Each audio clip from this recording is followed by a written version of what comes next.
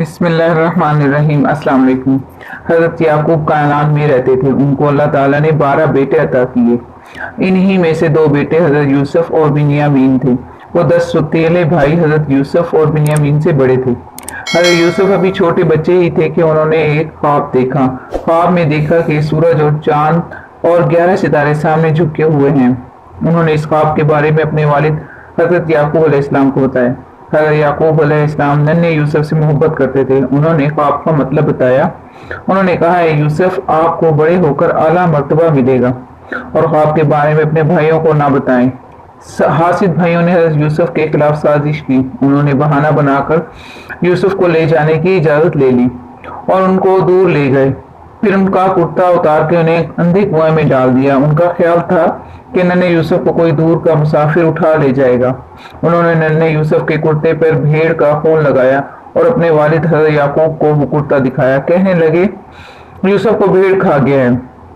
کرتا پھٹا ہوا نہیں تھا۔ حضرت یعقوب اپنے بیٹوں کی چال بازی سمجھ گئے۔ بیٹے کی جدائی میں رو رو کر ان کی بینائی چلی گئی۔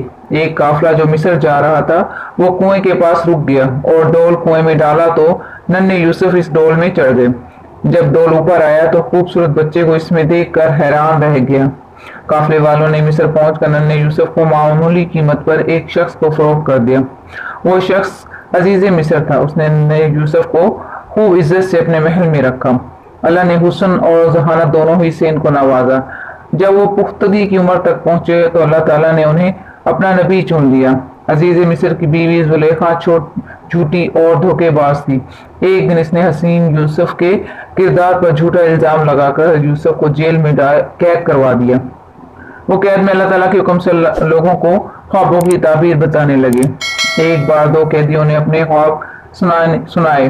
حضرت یوسف نے ایک قیدی کو بتایا کہ تمہیں موت کی سزا ملے گی۔ دوسرے قیدی کو بتایا کہ تم رہا ہو کر دوبارہ بادشاہ کی نوکری کرو گے۔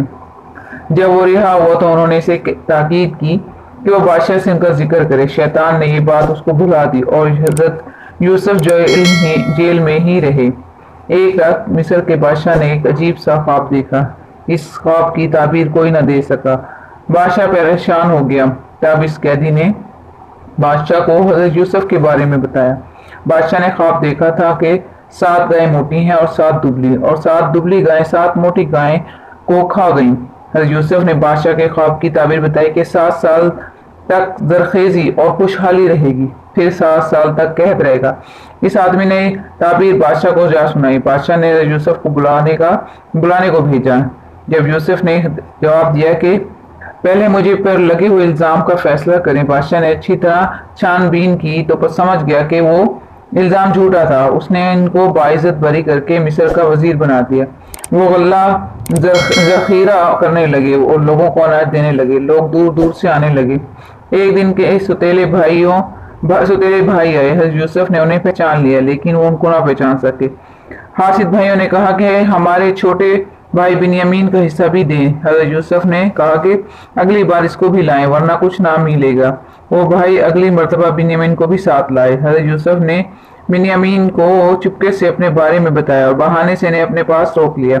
باقی بھائی واپس پہنچے تو حضرت یعقوب کو بنیامین کے بارے میں بتایا، جن کی آنکھیں پہلے ہی حضرت یوسف کے غم میں رو رو کر سفید ہو چکی تھی۔ اور بنیامین کی جدائی بھی اپنے باپ کی یہ حالت دیکھ کر ستیلے بھائی مصر آئے تاکہ وزیر سے فریاد کریں۔ اس وقت مصر کا وزیر حضرت یوسف نے اپنے بھائیوں کو بتا دیا۔ وہ حیران رہ گئے اور اپنے بھائی کے اپنے کیے ہوئے پر بہت شرمندہ ہوئے۔ حضرت یوسف نے اپنے بھائیوں کو معاف کر دیا۔ انہوں نے والد کے لیے اپنا کرتا دے کر انہیں واپس بھیجا۔ کرتا حضرت یعقوب کے منہ پر ڈالا تو ان کی آنکھیں ٹھیک ہو گئیں اور یوں حضرت یوسف اپنے والد سے دوبارہ مل گئے۔